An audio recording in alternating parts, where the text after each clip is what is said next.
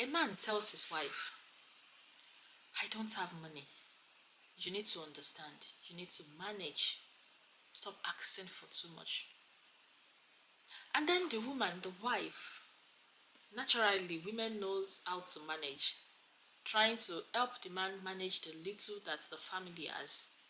She sacrificed her all, her resources, everything she has into the marriage. She stretches herself. She stopped buying clothes for herself.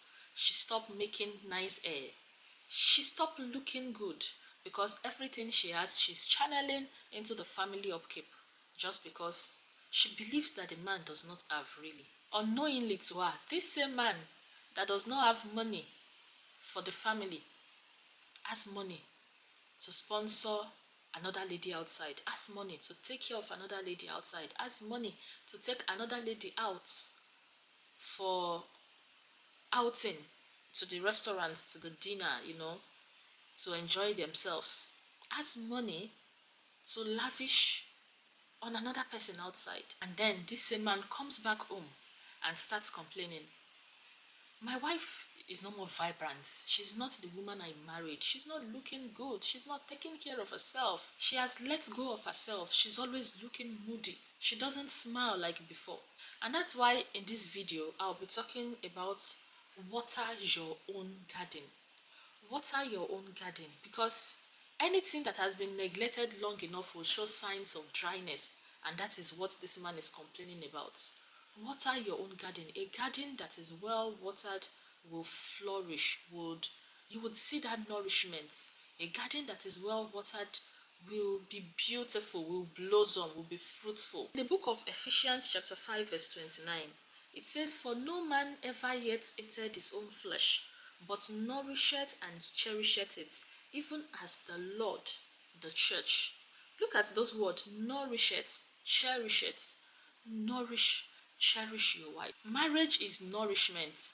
A husband is called to pour into his wife mentally, physically, spiritually, financially. A watered garden blossoms naturally. You don't scream on a plant to bear fruit, or you don't scream on a flower to bloom. It does that naturally when it has been watered. You do not abandon a garden and then you are complaining, why are weeds growing on this garden? There are many women living with their husband. Yes, they are still in their marriages, but they are emotionally starving.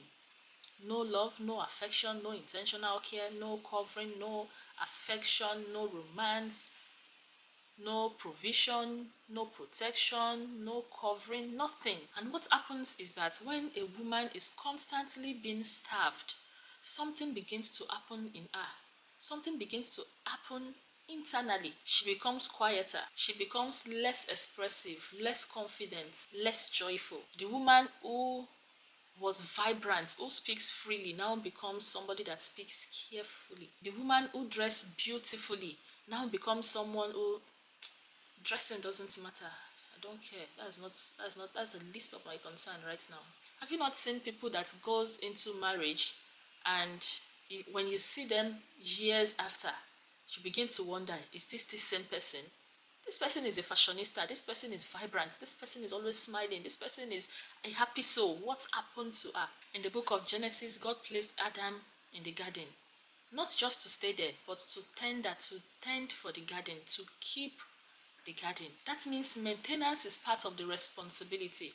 You keep watering the garden, you keep taking care of it. You don't just leave it and abandon it, and then you are looking outside for the garden of another person that is being taken care of.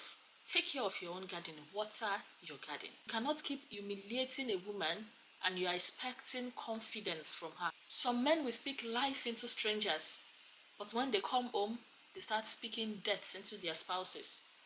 And it can be vice versa. It could be the woman also. They compliment women outside. They go outside, they see women in church. Oh, I love your dress, it's beautiful. But their wives, they would never compliment their wives. They would never compliment their wives. They are good at correction. They would always correct. You see them correcting. But this clothes you are putting on is not good now. Why would you be putting that color on this color? Why are you putting on that shoe? Why not this one?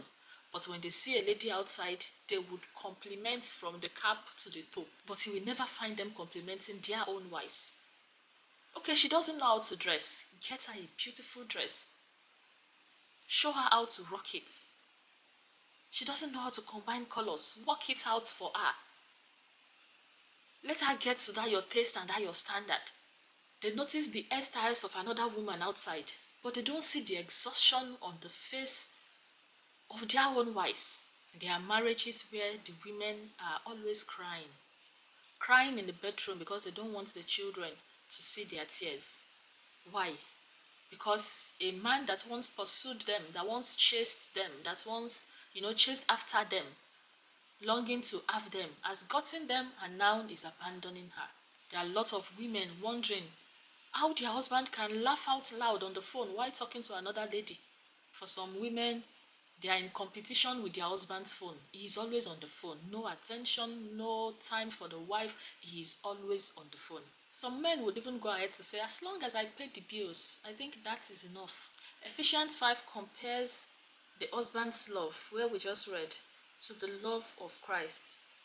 In verse 29, it says, even as the Lord cherisheth and nourisheth the church. Have you asked yourself, is this the love of Christ? Am I loving my wife the way Christ loved the church? How did Christ love the church? He loved the church patiently. He loved the church sacrificially.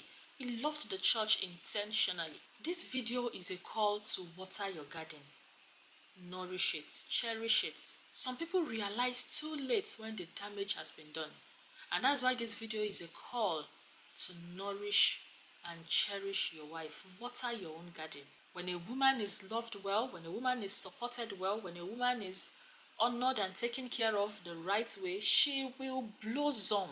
She would flourish. You would see it in her spirit. You would see peace. You would experience peace. You would see the lightness. You would see the joy all over her. And this is to the men once again. If you are investing emotionally, physically, financially, whatever way, in the life of a stranger and ignoring, starving your own wife, you are damaging your own. Stop pouring water outside when your own garden is drying up. Take care of your wife. Speak kindly to her. Pray for her. Pray with her. Cherish her. Notice her. Date her again. Encourage her. Do not make a stranger enjoy the benefits of the attention that is meant for your covenant wife. A word they say is enough for the wise. If you like this video, don't forget to like, share, subscribe, and I'll see you again in my next video. Bye.